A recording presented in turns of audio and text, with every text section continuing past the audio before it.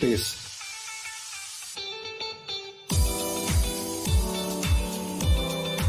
Un espacio de conversación y análisis de todos los temas que impactan en Zacatecas y en todos los ámbitos.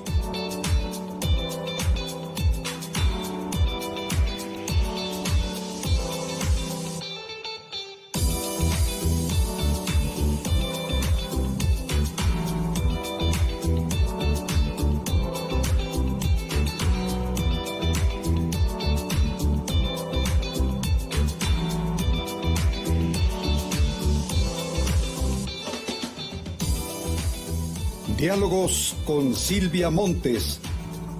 ¿Cómo le va? Me da muchísimo gusto darle la bienvenida al programa Diálogos. Hoy tenemos un invitado muy especial que tiene mucho para comentar sobre la política estatal en una vertiente muy específica, que es el caso del partido Morena, bueno, del partido, del Movimiento de Regeneración Nacional Morena, en el que se ha agregado, no, porque no es agregado, ¿verdad? Ya estaba desde antes en el partido. Digamos que se convierte de repente en uno de los actores centrales, y mire que desde que tomó esa decisión ha llamado muchísimo la atención de la propia gente de este movimiento y también de la opinión pública. Me da muchísimo gusto recibir en este estudio al licenciado Enrique Laviada Cirerol. Ya le he dicho algunas veces que a este hombre yo lo admiro. Es usted bienvenido, mi querido amigo. Silvia, muchísimas gracias por la invitación, un gusto, un placer compartir micrófonos con usted. Ay, qué lindo, licenciado, muchas gracias. ¿Cómo va? ¿Por qué toma esta decisión que yo más o menos esbocé atropelladamente de querer entrar como un personaje muy activo en el tema Morena? Porque usted, y lo presentamos así, es periodista. No es la primera vez que me agrego, diría usted. No es la primera vez que es agregarle algo a la... Mire, hay personas que han decidido participar de manera profesional en la política, así que están dedicados de tiempo completo a esta actividad, y es bueno.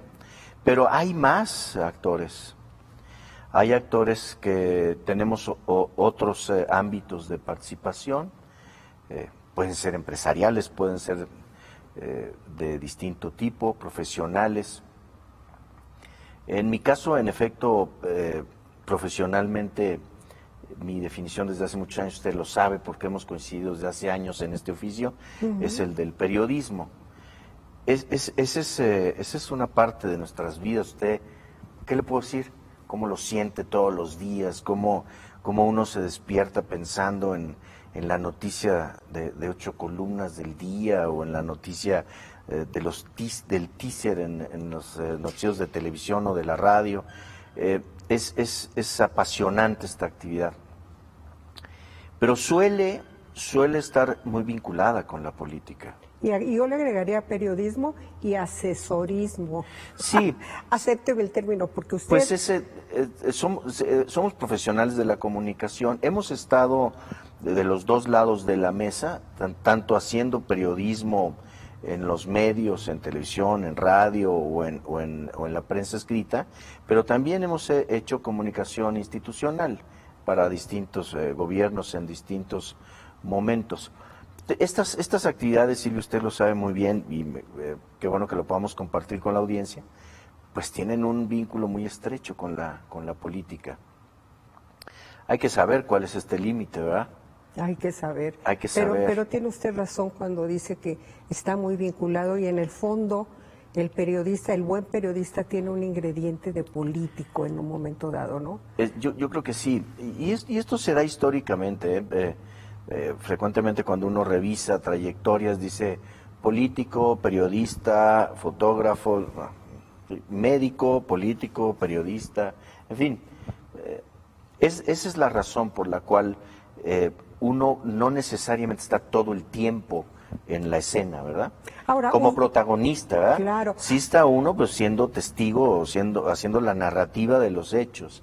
Y de pronto puede uno tomar la decisión de pasar al otro lado a formar parte de quienes son actores de los procesos. Yo quiero comentar algo y le quiero comentar a usted, auditorio, que el licenciado Laviada efectivamente tiene esa formación periodística y aquí en Zacatecas hizo algo excepcional, porque yo diría, no es como cualquier periodista, porque aquí le toca abrir uno de los medios que se han consolidado, que se consolidó muy rápidamente con un nivel de respetabilidad muy interesante, que es el periódico NTR, periódico y televisión. Nos daban 3 meses, algunos. Nada más. Algunos nos daban 3 meses, lo recuerdo bien.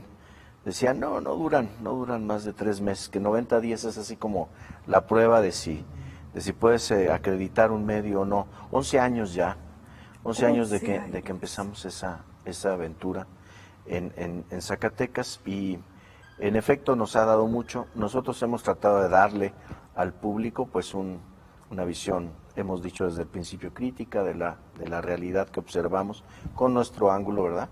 Como suele suceder en los medios de comunicación. Y de pronto pues un día, como bien lo apuntaba usted al inicio, hemos tomado decisiones también políticas. Fui candidato ya en 2 ocasiones a 2 cargos distintos, primero a diputado local y después a presidente municipal en Fresnillo, y ahora nuevamente he participado en la reorganización complicada que en este momento tiene Morena en el país. Se realizaron 230 asambleas de manera exitosa en el país para renovar los órganos directivos de Morena. Yo participé en una de esas asambleas en la que se realizó en Fresnillo.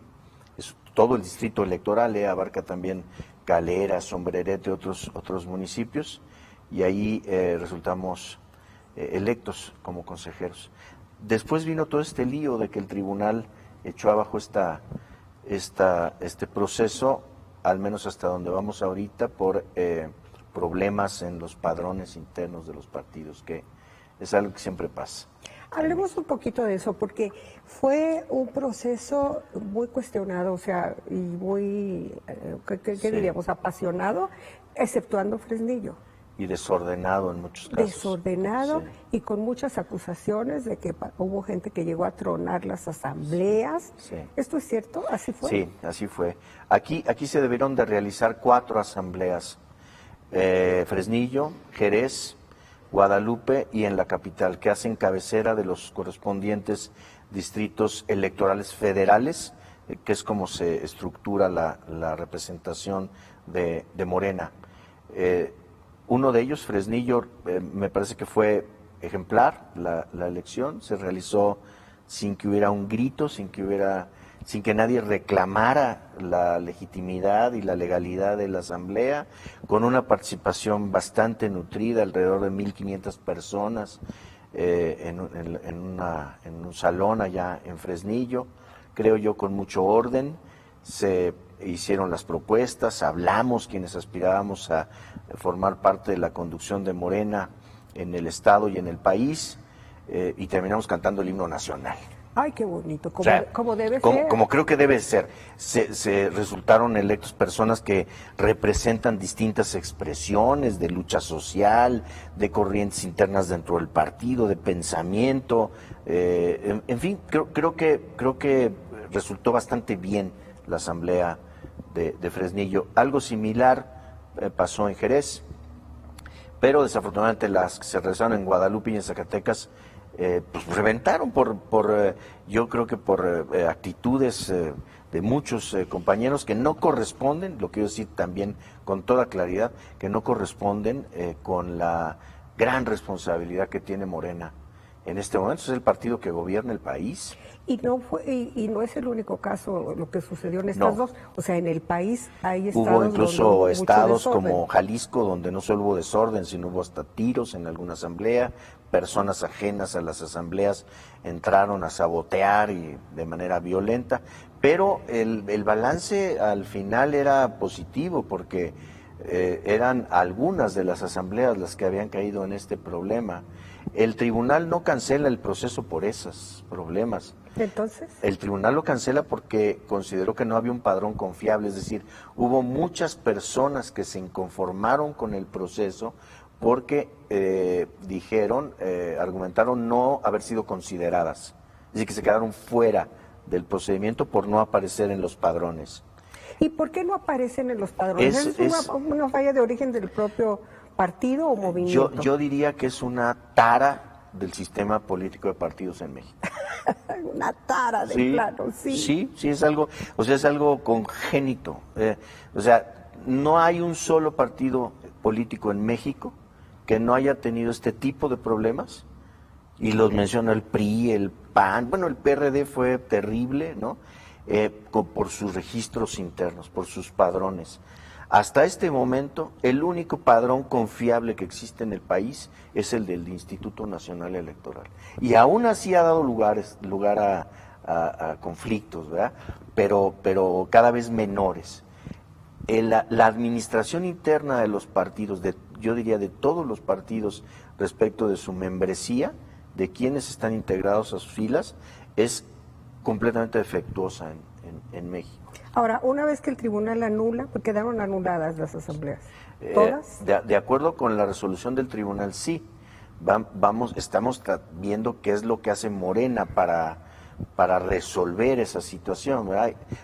Lo que hace el tribunal es ordenar que se reponga el procedimiento sobre bases adecuadas, ¿verdad? Ahora, ¿cómo puede resolver algo Morena cuando está tan dividida, tan fracturada?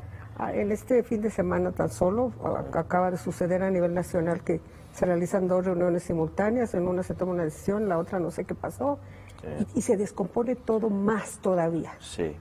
Y hay quien dice, se está perredizando. Dios guarde la hora. No, pues imagínese. Dice, a ver si no me critican por eso. No, no lo vamos a criticar. No. Usted es capaz A de ver, decir bueno, muchas cosas interesantes. toco madera. Ok. Toco madera. En el PRD, desafortunadamente, eso no crea que me da gusto a mí, No, desafortunadamente el PRD cayó en esto que ya se popularizó después como el tribalismo, ¿verdad? O sea, tribus por todas partes peleándose por la conducción, por la burocracia del partido. No, yo tengo esperanzas de que esto no suceda así con Morena. ¿De qué depende? Depende de sus bases. Depende de que los millones de mexicanos que le dieron su confianza a esa alternativa política presionen para que Morena tome la ruta que debe tomar, que es la del orden. Debe de privar el orden en ese partido. Debe de privar la responsabilidad de ser ahora gobierno, de ya no ser oposición, sino ahora tener la responsabilidad de conducir al país, y debe de haber ideas, que eso es lo que yo siempre he discutido con muchos compañeros. Mire, se reúnen 2 grupos representativos, quiero decir, el Comité Nacional con la compañera Jade Kolpolemsky, y el otro grupo por separado con Berta Luján, que una es la presidenta del Comité Ejecutivo Nacional y la otra es la presidenta del Consejo Nacional, que es el máximo organismo de gobierno. Hasta este momento lo que han discutido son procedimientos.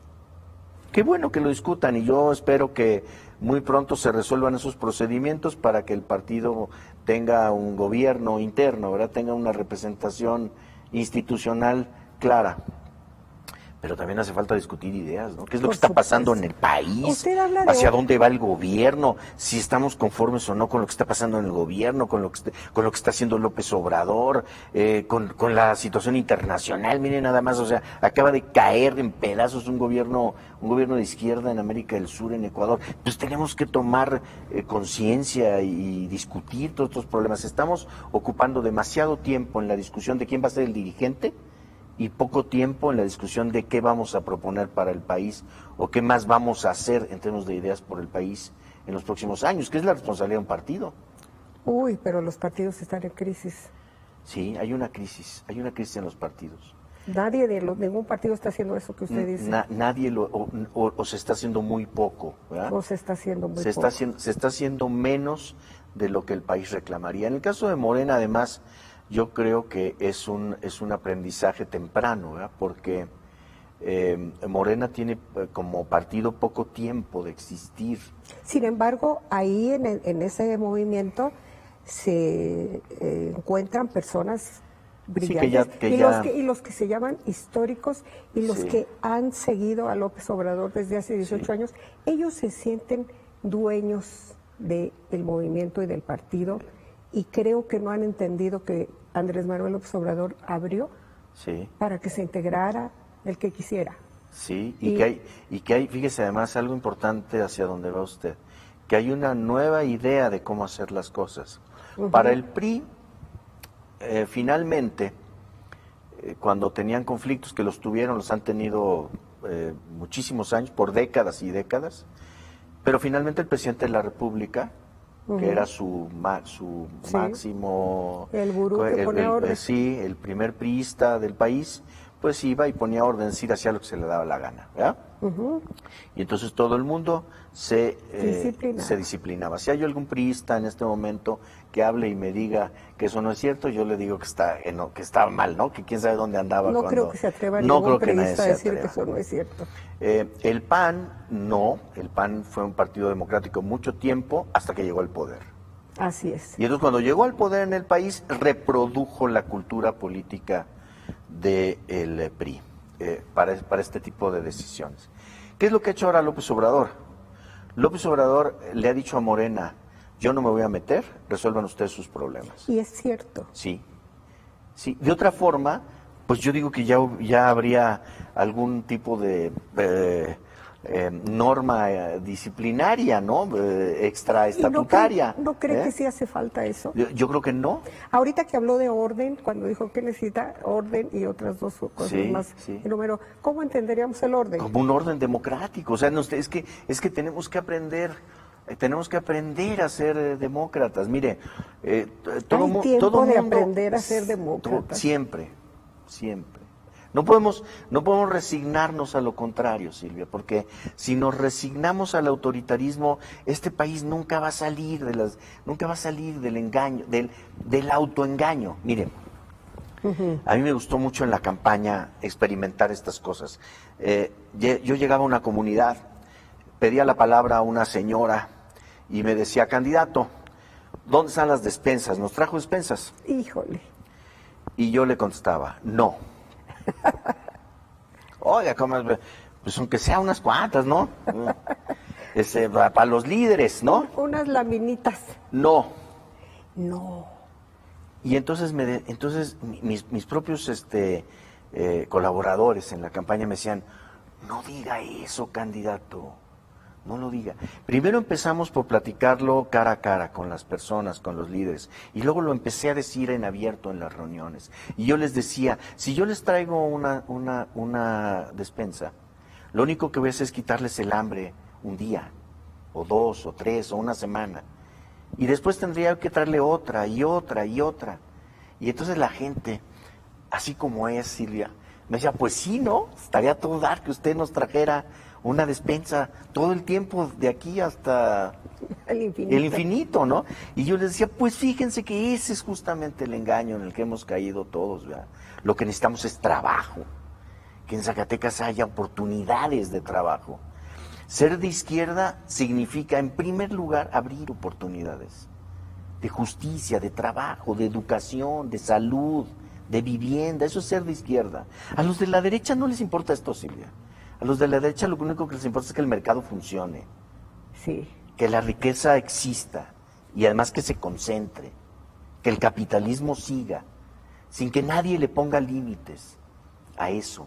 El 1% de la población posee el 99% de la riqueza en el mundo. Es un tema que ya se está debatiendo seriamente. Claro, y por eso la izquierda cobra tanto. Usted en alguna ocasión me preguntó en otro momento si todavía esto de derecha e izquierda era válido. Claro que es válido, porque es aquí donde la izquierda puede demostrar que es posible gobernar limitando esa ferocidad del capitalismo y llevándole a la gente posibilidades de justicia. No solo justicia social, ahora, porque además todo esto ha evolucionado. También justicia ecológica. Que a los grandes multimillonarios les importa un bledo. Claro. A los grandes dueños de las minas les importa un bledo acabar con el ecosistema. A nosotros no. A nosotros nos interesaría sí fomentar una industria minera, por ejemplo en Zacatecas, que es un estado minero, pero con una cultura de preservación del medio ambiente, ¿verdad? Con medidas que equilibren, que le traigan justicia a la gente que está alrededor de las minas. La derecha no piensa en eso. Los mediocres tampoco, como los que gobiernan ahora. No les importa. Pero la izquierda sí. Por eso es de tanta responsabilidad entrar en ese proceso que hay ahora para darle conducción a Morena. ¿Usted desde cuándo pertenece a Morena? Desde 2015. Okay. Yo en 2015 decidí incorporarme a ese nuevo proyecto. ¿Por qué? Porque yo estaba convencido de que había que reconstruir una visión de izquierda nuevamente. Sí, que el PRD ya no tenía salvación. Muchos en ese tiempo todavía no lo veían así. ¿Usted lo vio? Muchos de los que están ahora en Morena no seguían en el PRD y no lo veían así. Incluso muchos de ellos estaban aferrados a su pequeño poder. Es un pequeño poder, por cierto, el de los partidos. Exacto. Es un pequeño poder. Yo vi que existía la oportunidad de construir algo nuevo. Pero siempre tuve una postura crítica. Yo pensaba que eso algo nuevo no dependía solo de una persona, sino en efecto de un torrente de energía social que pudiera cambiar el país. Ese torrente se dio. Lo que no se ha dado es la conciencia entre muchos compañeros que ese torrente ni depende ni está destinado a servir a una sola persona. Ese es el punto. Esa es la discusión. Esas son las discusiones que creo yo deberíamos de estar dando en un ambiente de construcción, ¿verdad? De lo contrario, estarían en la mediocridad. Sí. Y creo que ahí están. Y mire, y existen esas opiniones, pero no se expresan con todo de la manera en la que se deberían de expresar. Porque además, Morena no aparece de la nada.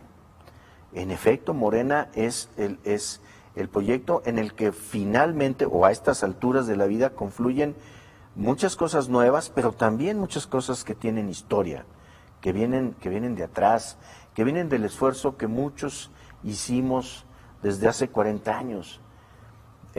Alguien me dijo un día en una discusión, me dijo, defínase. Y le dije, no me vuelva a decir eso, porque yo esa decisión la tomé a los 18 años, 17 años. Eso es cuando yo decidí. Todavía hace poco yo militar. Vi en algún lado, en alguna opinión de un medio, donde decían, ¿y cómo quiere Enrique Laveda dirigir a Morena si ni siquiera pertenece a Morena? No, bueno, pero imagínese. Por eso yo escribí una columna y lo publiqué en campaña con su camisa de Morena, su sombrero para el sol, hablando con la gente. Sí, claro, o sea, además nadie nos puede acusar de que llegamos cuando ya se había obtenido la presidencia. En ese tiempo, cuando yo fui candidato a presidente municipal en Fresnillo por Morena, Peña Nieto era Dios, Uh-huh. O sea, a mí me costaba mucho trabajo, hablaba, iba yo a la radio, hablaba y decía, Peña Nieto es un sinvergüenza, y empezaban las llamadas, ¿cómo se atreve a decir eso? Si nos va a traer dinero, va la cruzada contra el hambre, en Fresnillo va a resolver el problema del agua, cosa que nunca sucedió. Van a llegar recursos al por mayor, porque Miguel Alonso, pues a lo mejor llegaron, pero se los trinquetearon, porque no se reflejó. La cruzada contra el hambre fue una farsa, sí. fue una ocurrencia. Y además un gigantesco engaño fraudulento, lleno de corrupción, como lo fueron también muchos de los proyectos que se hicieron en el sexenio de Peña Nieto. Pero en ese tiempo, oponerse a Peña Nieto era darse de topes contra la pared. Yo lo he dicho muchas veces, nosotros hicimos una campaña pie a tierra, que fue enorme, que fue de un gran esfuerzo, porque nos enfrentábamos a un aparato que no estaba dispuesto a ceder ni un ápice de Usted debió territorio. ganar, yo siempre lo he querido ver, bueno, en una curul, en una Yo en la yo presidencia me siento muy municipal, mire, porque tiene mucha capacidad. acabo de terminar de leer un libro, en donde vi una frase que me resultó reveladora. A ver. La frase dice, no hay nada más parecido a la derrota que la victoria. Quienes pensaron en ese momento que habían ganado, me refiero al PRI, que nos pasó encima en esa elección, literalmente con golpeadores, con porros, con compra del voto, o sea, tiraron una cantidad impresionante de dinero para podernos ganar, ¿sí? No se dieron cuenta que eso era proporcional a lo que sería su posterior derrota, que es la que después se vivió en la elección de López Obrador. ¿Y qué es lo que le puede pasar a López Obrador? Porque también fue la gran victoria. Bueno, pues fíjese, la izquierda tiene dos retos, creo yo. Primero, comportarse a la altura de la exigencia social, ¿verdad? Porque la izquierda debe de estar consagrada a la sociedad, en especial a los sectores más desprotegidos de la población, a los pobres. Pero también tiene la obligación de ser democrática. Claro. Si no es democrática la izquierda, nunca va a ser una izquierda auténtica. Útil, además. Útil. Porque lo que está buscando el electorado es que se resuelvan los problemas, ¿verdad? Así es. Que se resuelvan los problemas. Ahora, regresando a su pretensión de ser dirigente de Morena, ¿cómo lo han recibido los que se dicen históricos y que se sienten dueños de Morena? Sí. ¿Mis históricos de qué? Digo, o sea, la historia de Morena es muy reciente. Reclamar históricos de la izquierda. Reclamar vestigios históricos de eso se me hace bastante históricos absurdo. De la izquierda. Pues históricos dueños de Andrés Manuel. Sí. Yo creo que equivocan, ¿verdad? Yo creo que equivocan. Pensar en un agrupamiento, en una organización como Morena, y pensarla a puerta cerrada, pensarla bajo llave, ¿no? Pues es un despropósito. Pensarla bajo llave. Vaya, es un contrasentido. O sea, sí. Morena bajo llave es un contrasentido. Morena con dueño, sea alto, gordo, flaco, es un contrasentido. Es un contrasentido. Me encanta eso que acaba de decir. Tiene, de veras, qué importante lo que acaba de decir. Y si Morena tiene razón creo que de es ser, la idea de algunos. Es la idea de algunos, sí. Es la idea de quienes están dirigiendo ahorita Morena en Zacatecas y en el país. Es la idea de Jade Cole. Por eso yo creo que Jade Cole ya se debe de ir de la dirección. Claro, además ya cumplió. Ya. Regularmente se van cuando pasa la elección. Y ya quedó claro que esa idea de una organización cerrada, de una organización sectaria, de una organización que no permite que haya distintas opiniones, distintas formas de pensamiento en el campo de la izquierda, está condenada al fracaso. Ahora, como ha resultado aquí, yo aquí, esto lo digo ahora como periodista, yo veía pasar los acontecimientos en Zacatecas y la ineptitud de un gobierno como el de Tello, y veía cómo esta ineptitud se expresaba todos los días, y Morena, los dirigentes de Morena callados. Así es. Los dirigentes de Morena sin decir nada respecto del gobierno del PRI, ¿no? Preocupados por... Yo le voy a preguntar, ¿hay dirigentes de Morena? Ándele, empezando por eso. O sea, ¿dónde están? ¿Dónde están? ¿A qué se dedican, no? Aquí estuvo conmigo Luis Medina Lizalde y yo le pregunté eso. Le dije, bueno, ¿dónde está el partido? Y me dijo, bueno, es que está en todo el estado y se está moviendo en todo el estado con las bases, con la gente necesitada, y además pues es un movimiento, no es un partido, o sea, sí. Con esa respuesta. Sí, eso es una respuesta cómoda. Una respuesta cómoda. Yo creo que eso ya se debe de superar. Yo además estoy convencido de que en el caso particular de Zacatecas, lo que le viene a dar un ingrediente de fortaleza, de vigor, a una expresión de izquierda en Zacatecas, es lo que aquí conocemos como monrealismo. Pero si quiere platicamos de eso después, porque ya nos están diciendo el corte o nos seguimos. No, nos dijeron que ya llevamos media hora platicando. Le damos para adelante entonces. Le damos para adelante y a eso voy. Cuando usted dice, Morena no puede tener dueño, hay ya una tendencia muy clara a pensar que los Monreal, porque son varios los que están en la escena política de Zacatecas, se quieren apropiar de Morena. O dije una tontería. No, es una impresión que existe en muchos sectores y estoy seguro de que... Con el gen priista. Sí, estoy seguro de que no es así. ¿Estás seguro de que no es así? Totalmente. Yo creo que, pienso que, por ejemplo, David Monreal, que es un hombre que se ha ganado a pulso estar en la vida política del Estado, que nadie le ha regalado nada, y cuando digo nadie incluyo a Ricardo Monreal, que ha construido su propia historia, una historia de derrotas, de victorias también. Pues él ganó la presidencia municipal de su pueblo, bueno, somos paisanos, ¿no? Ganó la presidencia municipal de Fresnillo bien, pero después tuvo derrotas políticas. La más reciente pues fue la lucha por la gobernatura, pero es un hombre que se ha ganado un lugar en la vida política del Estado por mérito propio. Y además creo que se ha ganado un lugar cerca del presidente por mérito propio, que ha tenido opiniones propias en muchos aspectos de la vida política del país. El presidente tiene muy claro quién es Ricardo y quién es David. Pero por supuesto.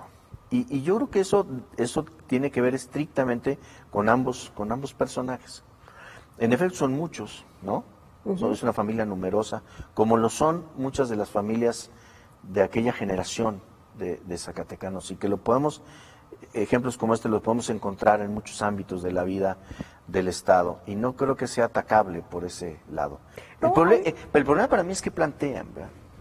Si lo que plantean es correcto, pues entonces estaremos de acuerdo con eso. Usted y yo compartimos espacio en el trabajo con Ricardo Monreal. Yo he dicho y lo sigo diciendo que para mí Ricardo Monreal ha sido el mejor gobernador de Zacatecas. Y el equipo que tuvo, el mejor. Con un gran equipo en distintas fases, tuvo un equipo en 3 fases, si no mal recuerdo, el originario, un equipo intermedio y un equipo de salida. Cierto. En los 3 casos, creo que se trataba de un equipo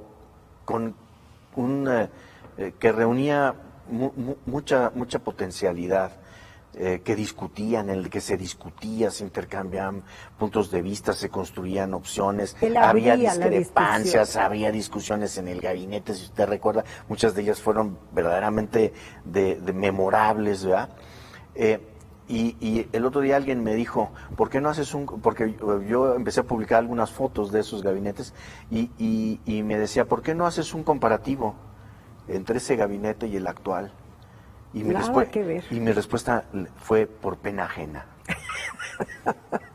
Usted tan franco toda por pena la vida. Ajena. Por pena ajena no haría eso, ¿no? No haría eso porque sería una falta de respeto a mí mismo, ¿no? La verdad es que creo que el equipo que actualmente gobierna Zacatecas es el ejemplo de lo que yo he llamado la mediocracia, ¿verdad? Esa combinación de la mediocridad con la burocracia, que creo conduce a muchos callejones sin salida. Pero es que les ha tocado un tiempo muy difícil. Sí, pero a nosotros el también... de Ricardo no fue fácil. No, pues claro que no fue fácil. ¿Se acuerda de la marcha? Claro, pues que hizo caminando a México. Acuérdese que era el primer gobernador de izquierda. La idea era estrangular a su gobierno con un poder presidencial como el de Zedillo, que era verdaderamente atropellaba. Zedillo era de los que atropellaban, quiso atropellar a Monreal, y la respuesta de Monreal yo creo que fue a la altura. Me refiero a Ricardo Monreal, claro, que fue dar la batalla, salir a luchar, con encabezar una marcha junto con sus presidentes municipales. Ahora, ¿sabe qué hacen? Antesalas. Sí. Ahora hacen antesalas. Y ahora le hacen antesalas a un presidente que viene de la lucha social. Entonces están peor de confundidos todavía. Hay mucha confusión de todas maneras en general. Hay Pero mucha bueno, confusión. volvamos al tema de que no es la idea de los Monreal de apropiarse de Morena. No, Pero sí de tener una presencia muy fuerte, cualquiera de ellos o no. Ahí está Kathy Monreal, la hija del exgobernador, una joven mujer que tiene ganas de hacer cosas. Yo platiqué con ella apenas y me decía, es que yo le preguntaba, ¿por qué quieres estar en Morena? ¿Cuál es tu motivación? Dijo, es que yo ya tengo 30 y tantos, dice, es tiempo para mí ya es mi tiempo y siempre me he tenido que aguantar por mi papá, porque mi papá está en tal lugar, porque mi tío está en porque mi otro tío está en esto, y yo cuando... Y ella es fundadora de Morena. Ella me lo dijo, yo soy de los fundadores y tengo trabajo. Mire, Silvia, aquí interpreto algo yo que me parece que puede resolvernos muchos asuntos. Cuando yo hablo del monrealismo, no hablo de una familia. Cuando hablo del monrealismo, hablo de una energía social que yo la vi desplegarse. Es verdad, tiene toda la razón. La vi desplegada. ¿Qué hacía falta para que esa energía social se desplegara? Un liderazgo cercano. Así es. Que entendiera qué es lo que estaba sintiendo en ese momento el campesino, que se confundiera en el buen sentido de la palabra con la vida de la gente todos los días, que la gente lo sintiera como parte de sí, como su propia conciencia. Así es. Y que además trabajara todos los días, pero que trabajara de a de veras. Bueno, usted y yo, bueno, esto es así como muy remembranza de lo que hicimos juntos, pero pues, que nos disculpe el auditorio, pero se vale. A ver, si hacemos otro comparativo de las agendas del gobernador, pues usted recordará que las agendas del gobernador Ricardo Monreal daban poco tiempo para respirar. Oiga, en un solo día mataba 5 notas. Hablando de lo nuestro que era lo de medios. A mí me tocó coordinar 3 informes de gobierno y había que hacer esa tarea, había que hacerla en camiones, había que hacerla en aviones, había que hacerla en el helicóptero, había que hacerla en recorridos, había que buscarle espacios al gobernador para decirle, por favor, siéntate un momento en tu escritorio para que podamos revisar un texto. Oiga, y con poquita gente haciendo todas esas cosas. Bueno, porque ahora se ven los grupos, yo vi una foto después del informe, no sé quién la publicó, donde decía, aquí está el equipo que hizo tal cosa, y vi tanta gente que yo me quedé pensando, en los tiempos en que a mí me tocó colaborar con Monreal, pues éramos, ¿cuántos? 6 personas las que... No, y luego además todos esos que están en la foto estaban dedicados a hundir al gobernador Tello, entonces, y además les paga, entonces es terrible, ¿no? Y si a eso usted le agrega ideología de izquierda, que Ricardo poco a poco la fue adquiriendo, porque en efecto no proviene, digamos, de la izquierda tradicional, ¿no?, sino tiene un origen social, fue haciendo su propia traducción y fue construyendo lo que yo creo fue un gran paradigma para el país, de cómo un Estado aparentemente olvidado se convertía en el eje de una nueva esperanza política. Y después vinieron otras gobernaturas y vinieron otros triunfos electorales y vino toda una energía ya social nacional. A ver, un paréntesis. Hay quien piensa que luego Ricardo nos abandonó. Yo creo que no conocen a Ricardo quienes dicen eso, porque a mí me consta que él siempre está pensando en Zacatecas, siempre. ¿A usted le consta? Me consta.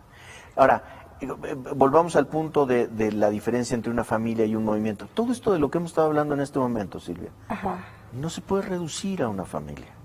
Ah, claro, esa es la energía social que generó. No se puede reducir, es otra cosa. Hay que retomar esa energía, claro, entonces, porque todavía existe. Lo que estamos viendo de unos días para acá es cómo es esa energía, ese monrealismo que existe aquí enraizado en el Estado, se expresa y ocupa todo el escenario, como debe ser, el escenario que le corresponde, ¿verdad?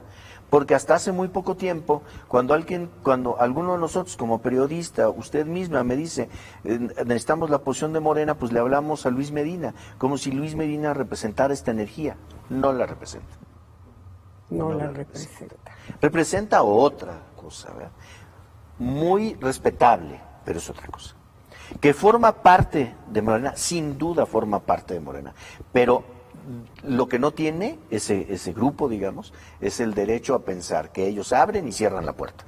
Y se encierran. Y si se les da la gana de abrirla, la abren, y si no se les da la gana de abrirla, no la abren. No, eso de ninguna manera, ¿verdad? De ninguna manera. Sobre todo por la existencia de este movimiento, ¿verdad? Que lo que exige son espacios para definición. Entonces, yo me atrevo a decir, lo digo desde ahora, que el futuro inmediato de Morena, me estoy refiriendo a 2020 y 2021, incluida la candidatura para el gobierno del Estado, va a estar concentrada principalmente en la manera en la que se comporte el monrealismo. Ahora, una pregunta. Yo espero que para bien, ¿verdad? Me dice Marco que nos quedan 10 minutos y le digo yo, no. No. Una pregunta obligadísima. ¿Está usted peleando contra Katy Monreal? No. ¿O los Monreal están jugando en 2 días? No. Que también nos falta quien piensa eso. No, es que a ver, es que luego la gente empieza a sacar conclusiones que son apresuradas. Estamos todavía en el momento de construir organismos de dirección de Morena. Es decir, todavía no estamos eligiendo dirigentes. O sea, no hay campaña, Silvia. Esa es una. Yo además veo que los plumíferos, yo les digo plumíferos, ¿no? Los plumíferos del gobierno, ¿no? Quieren amarrar navajas y hacen teorías y construyen y luego especulan y tal. Solo estamos eligiendo consejeros. Es lo único que estamos eligiendo en este momento. Pero todos sabemos que tanto usted como Katy, que son 2 generaciones, sí, quieren dirigir Morena. Sí, claro. ¿O no? Y la vamos a dirigir. ¿Juntos? Sí, claro. Claro que sí. Qué interesante. Claro que sí.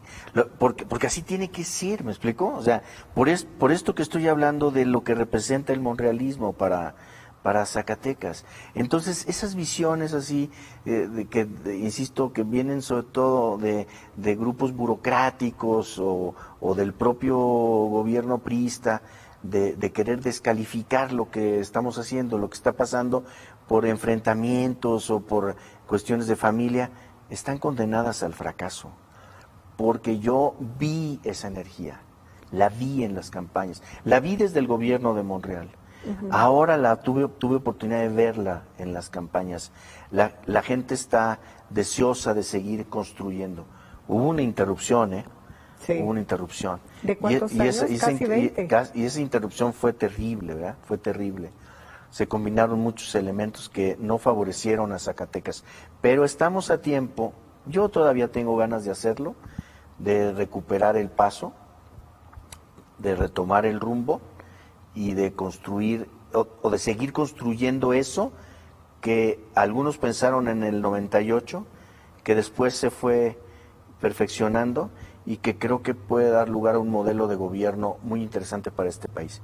Lo aplicó Ricardo en la Ciudad de México, Usted veía al delegado entonces de la Cuauhtémoc caminando las calles, hablando con los comerciantes, organizando asambleas, poniendo mesas de atención para la gente, cosas que no se habían visto en el DF y que pues son el monrealismo. Eso es el monrealismo. Eso es el monrealismo. Bueno, y en días pasados, la semana pasada, el martes pasado, usted convocó a varios compañeros que coincidimos en aquel equipo.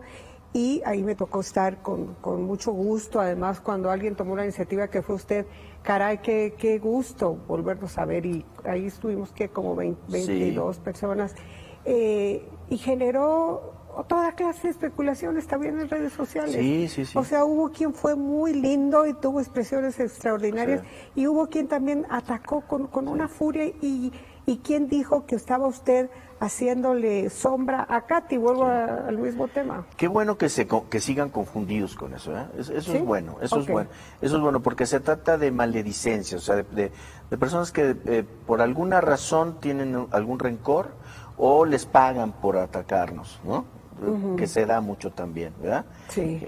Gente que por ese interés o por esa consigna ataca. Hubo de todo, desde insultos hasta teorías, ¿verdad? teorías diríamos bastante chafas, ¿no? Pero teorías al fin, ¿no? Y desde luego insultos, ¿verdad? Pero también hubo muchas expresiones de afecto, de cariño. Y pues de eso se trata la política, ¿no? Yo retomé una expresión de afecto donde Sí. decían, gente como esta es la que requiere Zacatecas Sí. para salir. Eso Sí. es la energía que está ahí contenida, Por cierto, no se trata tampoco de cuestiones generacionales, ¿eh? ¿no? No, no. Se trata de ponerle inteligencia a las cosas, inteligencia. En México luego somos torpes para eso. Se trata de hacer coincidir la experiencia de personas como las que estaban ahí reunidas. Así es, ¿No? valiosas No, todas. no quiero decir ningún nombre No. por respeto a todos los que ahí estuvieron. Yo me aventé a decir que ya estuve yo, pero porque estoy aquí sentada. Pero todos ellos son personas de edad con una gran experiencia que aportar al futuro de Zacatecas. Y vimos ahí en ese desayuno que fue quizás lo que más a mí más me emocionó, que tengamos todos los que estábamos ahí reunidos ganas de seguir construyendo cosas y de seguir aportando ideas. ¿Por qué los invito? Que, termino nada más la idea, que deben de conjugarse con la energía de los jóvenes, que no se repelen, que no se excluyen. Claro, No hay nada que relevar. ¿Eh? no hay nada que relevar. No, pues a ver, o que sería tanto como relevar a Ricardo Monreal, que en este momento ya, digamos, como un hombre maduro está en su mejor momento, creo yo, y a buena hora para el país, diría, además. Si llegara un joven con energías muy grandes a querer desplazar a Ricardo Monreal, por ejemplo, en la Cámara de Senadores, sería una locura. Yo creo que sería una aberración, sí. Sería una aberración. Sería una aberración. Sí, porque no faltó, por ejemplo, la foto donde decían eso, ¿no? Catalina Monreal diciendo yo quiero, o no sé si decía yo quiero, pero es el relevo Sí. generacional, y luego una foto donde estábamos todos los que asistimos, este es el relevo, ja, ja, ja, qué chistoso. Sí. No, porque Sí. hay un valor de cosas que aportar, pero contésteme por qué los convocó, por eso. Sí, porque creo, regreso al principio, creo en las ideas, ¿eh? Y todos los que estaban ahí son hombres de ideas. Puede uno o no coincidir, ¿verdad? Claro. Pero lo importante es que existan y se desplieguen, ¿sí? Como encuentro también muchas ideas en muchos jóvenes que ahora participan. En mi campaña, por ejemplo, esta última a la que yo he hecho referencia por la presidencia municipal, nosotros traíamos una brigada de alrededor de 200 jóvenes Ay, qué bonito. que además dan trabajaban, vida. que trabajaban todos los días de manera voluntaria en la campaña, a quienes solamente les aportábamos algún recurso para los gastos, para una torta, para un refresco, cosas elementales para poder salir a la calle a trabajar en una campaña, y que para mí fue una fuente inagotable de ideas, para poder ver muchas cosas que uno en efecto ya no ve, ¿verdad? Las nuevas tecnologías, me insistían mucho en los selfies, en las fotos, y pues yo, además de esos años para acá han cambiado enormemente las cuestiones tecnológicas, ¿verdad? Y siguen cambiando. Y siguen cambiando esa nueva manera de ver el mundo, de sus nuevas preocupaciones. El punto es conjugar, no relevar, conjugar, juntar, unir. Eso es lo que hace falta. Hacer eso nos da como resultado las mejores expresiones de muchos lugares donde la izquierda, por ejemplo, la izquierda europea es tan solvente, ¿verdad? Tan sólida, para aprender de la victoria lo mismo que sabe aprender de la derrota. Porque son muy parecidas. Y volvemos al libro este. Es un libro muy a la romántico. frase. Arturo Pérez Reverte. Te lo voy a regalar. Por favor, ya se compromete públicamente, regálemelo. Entonces, como ya se nos está agotando el tiempo, ¿qué le dice? Con este programa llegamos a los municipios de Zacatecas y ahí nos sigue muy fielmente la gente. ¿Qué decirles? ¿Qué reflexión tiene que hacer ante el momento actual que vive este movimiento de regeneración nacional? Yo daría un mensaje de confianza. Yo creo que debemos de todos tener confianza por todos. Me refiero, por supuesto, a Morena como principal partido en el país, como partido en el gobierno, y a Morena como partido de oposición aquí. Me refiero también a los demás partidos. Hoy me dio mucho gusto que se juntaran todos los partidos para plantear exigencias ante el gobierno de Morena. Pues eso se llama democracia, ¿no? Qué gusto, Me dio mucho gusto. Además me dio mucho gusto que Claudia Naya encabezara la reunión. Ella viene del PRD, ahora está en el PRI. Claro. Y creo que está haciendo un muy buen papel. Pues hay que verlo con naturalidad, ¿verdad? Creo que le va a ir bien al país, que le va a ir bien a Zacatecas, que estamos viviendo grandes transformaciones aquí y en el mundo. Y tenemos que acostumbrarnos a vivir esas transformaciones sin miedo. Incluido el terrible tema de la inseguridad que tanto terrible tema. Ocupa a todos. José Rodríguez García, necesario abrir el partido a todos con rumbo y certidumbre, para ello personas de experiencia. Bravo, qué buen mensaje. Sí, no es el único, pero muy abrir bueno. el partido. Yo hablo para la gente de los municipios, como usted dice, porque estoy seguro de que la gente en todos los lugares está ávida de conocer cómo van las cosas, ¿verdad? Porque hay muchas urgencias. Ahora, la gente de las comunidades está acostumbrada a que le den línea. Sí. Entonces, ahí, ¿cómo actuar? Sí. Hay que cambiar esa manera de ver las cosas. Hay que cambiarla. Hay que pensarle poquito, ¿no? Hay que pensar con la gente. Mire, este ejemplo que yo le ponía de las despensas, costó mucho trabajo al principio, pero ya después fíjese que no. Después fíjese que no, porque ya en las propias comunidades y en los barrios, en las propias, en las colonias, regresaba y entonces me decían, la gente ya me decía, que despensas no, ¿verdad? O sea, ¿no? Digo ya para ahorrarnos, ¿no? Para ahorrarnos. Entonces me decían, que despensas no, ¿verdad? No.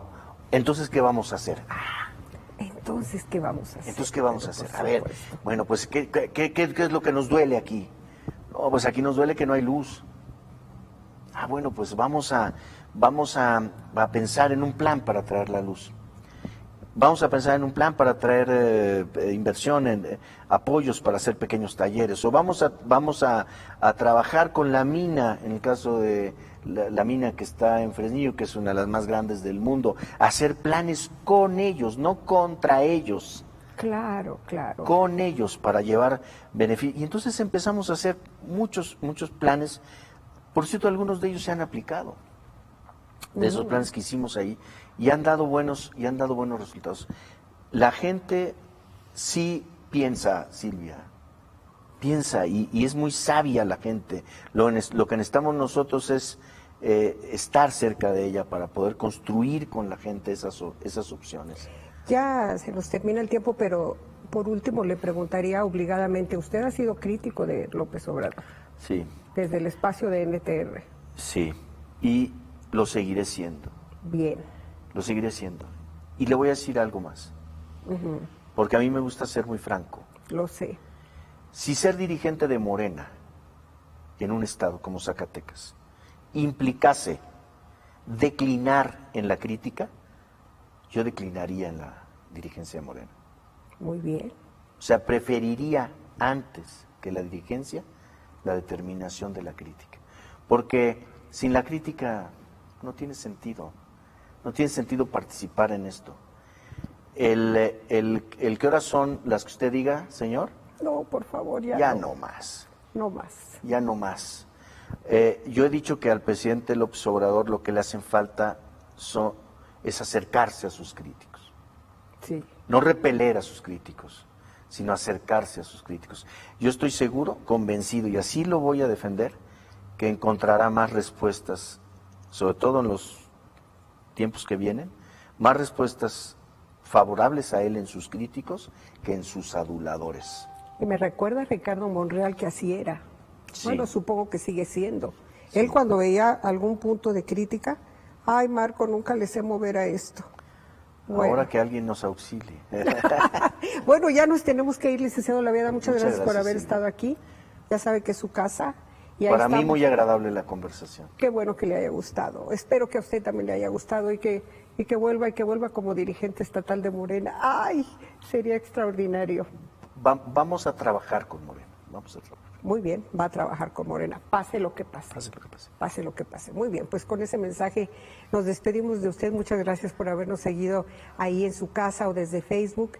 por el 115, 1115 de Megacable, por el 15 de señal abierta, por el 15 de Cablecom, por el 20 en Fresnillo y por supuesto Canal 15 Zacatecas de Facebook. Luego lo puede ver también en la página silviamontes.com.mx. Muchas gracias, Marco Méndez. Hasta el próximo lunes a las 6 de la tarde, lo espero. Diálogos con Silvia Montes.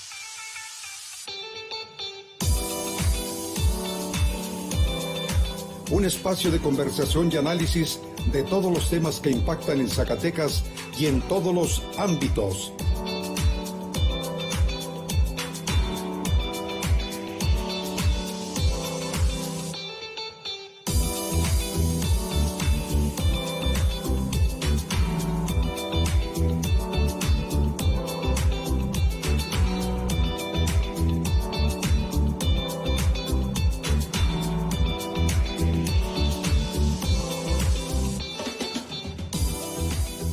Diálogos con Silvia Montes.